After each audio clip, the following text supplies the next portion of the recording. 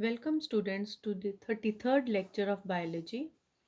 These days students we are studying the structure of cell where we have discussed what are the basic parts of a cell, which are the living structures and non-living structures in a cell, where we have discussed various cell organelles.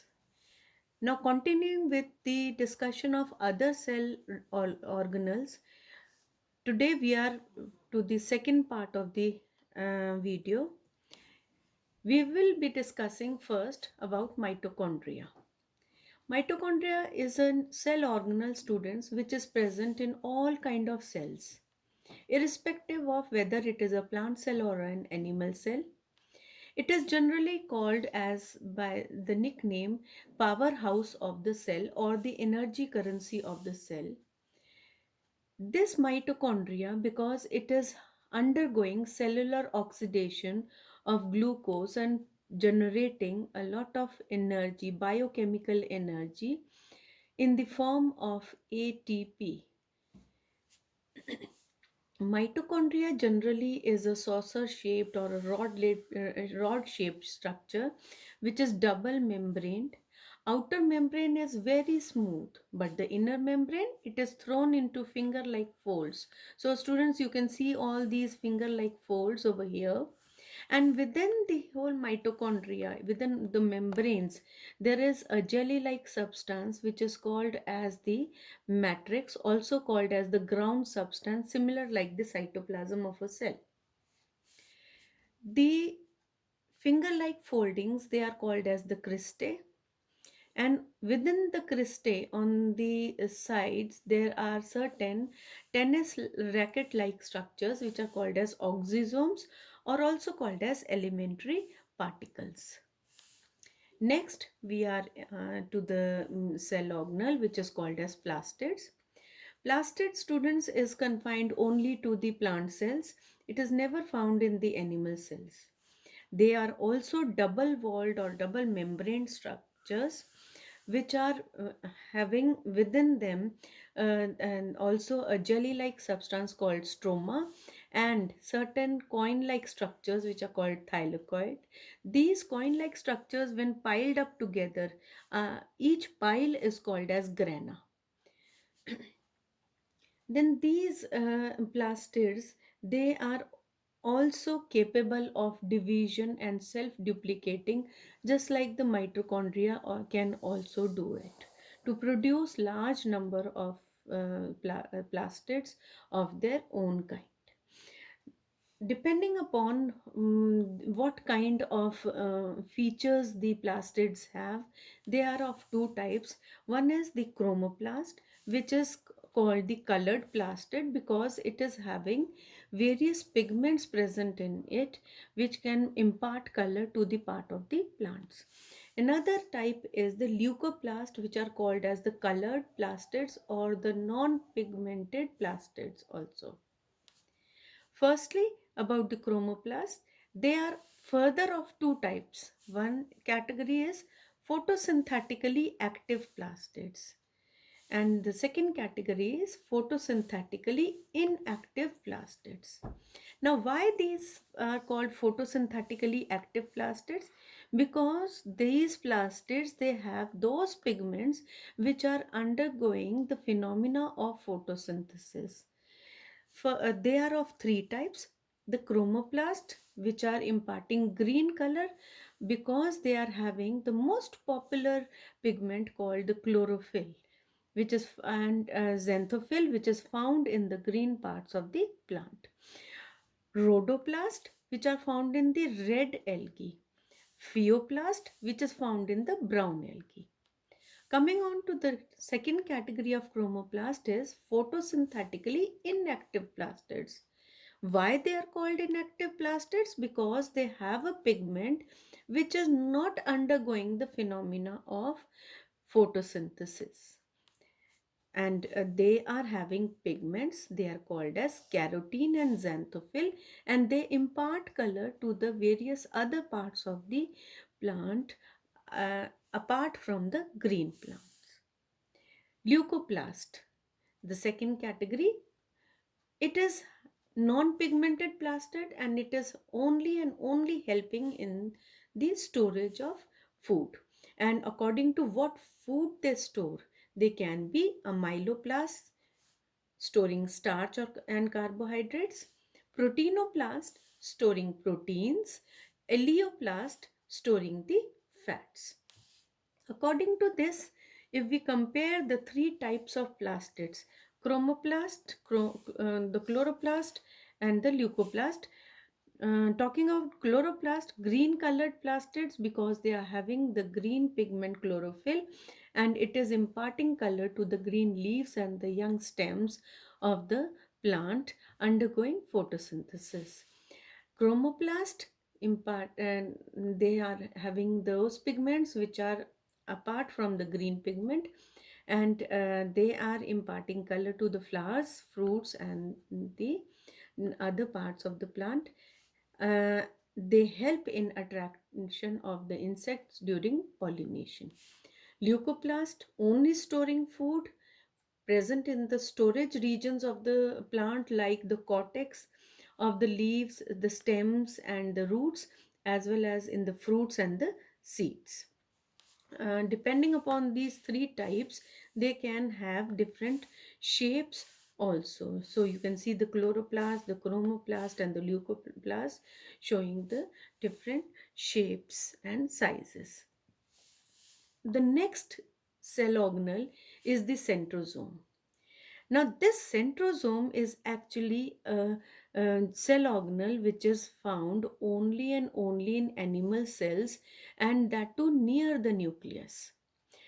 And the centrosome actually is a combination of centrosphere and centrioles. Centrosphere is the outer region which is surrounded by microtubules from all the sides. So these are the microtubules which are very closely placed to form a sphere around. And in the center, there are bundles of microtubules. You can see these microtubules arranged in the form of bundles to form a structure called centrioles. So the centrosphere and having centrioles inside will be called as the centrosome. And this centrosome, as it is only in animal cells, it helps to control, regulate the phenomena of cell division. And in certain unicellular animals, these the centrosome, it is helping to form the basal bodies for the formation of cilia and flagella. Coming on next, in our previous lecture, students, we have discussed that there are certain non-living structures in the cell, and they are called the deutoplasmic bodies. So the most popular deutoplasmic bodies, they are the vacuoles. The vacuoles are actually the fluid filled spaces present inside the cytoplasm, which are surrounded by a membrane, a semi permeable membrane called as the tonoplast. And inside the fluid which is present, it is called as the cell sap, which is a storage area which is having a combination of water, amino acids, proteins, and various pigments which are dissolved in water.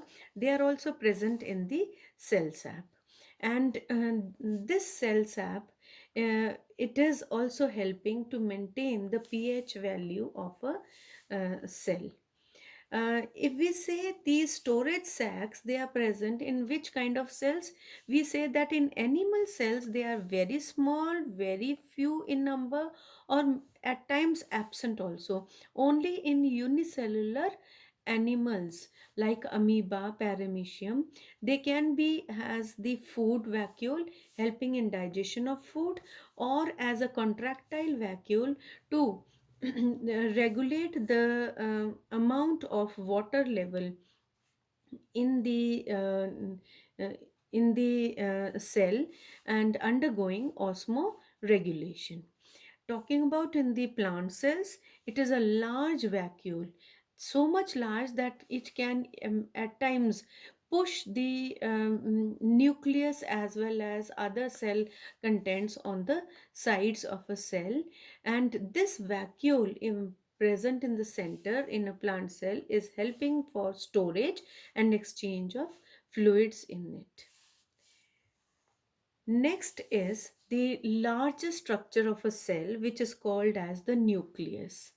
The nucleus is actually the control center of the cell.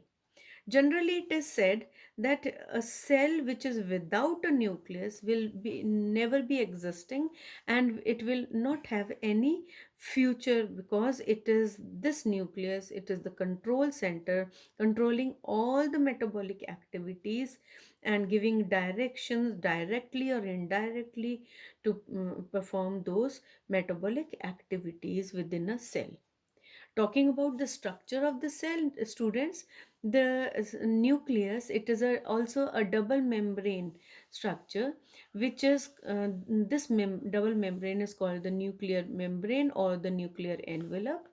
And at intervals in the nuclear envelope, there are certain pores which are called as the nuclear pores. And within this whole structure of a nucleus, there is also a ground substance, a jelly like substance, similar like the cytoplasm, which is called as the nucleoplasm. Inside the nucleoplasm, there are two main structures. One rounded large structure which is called as the nucleolus. Generally, students, there's one nucleolus, but certain other cells may have two or three more nucleolus in them. And this nucleolus is actually directing and helping the phenomena of the protein synthesis, which would be performed by the ribosomes. The next part which is present in the nucleoplasm is a network of threads. Those fibers or threads which are in the form of a network are called chromatin reticulum, or chromatin fibers, or also called as chromatin.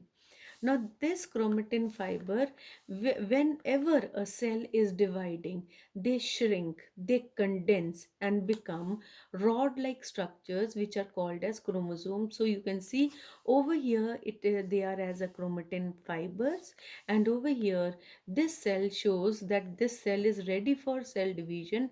So, there the chromatin fiber has condensed to become chromosomes.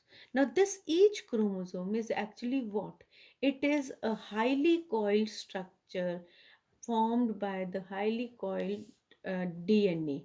And this DNA actually is having a coded language on it, which is controlling and instructing what would be the characteristic features of an individual. And these coded segments, they are called as the genes. So these genes are those structures which are passed on from one generation to another. That is why they are called as the hereditary units. So this was the nucleus, which is the control center of a cell, which is the transmitter of characters from parents to the offsprings, and it also helps to regulate the whole cycle of the cell. So this, with this we come to this lecture, and students, please go through both the videos very carefully so that you are able to understand the detailed structure of a cell. Till then, stay safe, stay healthy, and have a nice time. Thank you.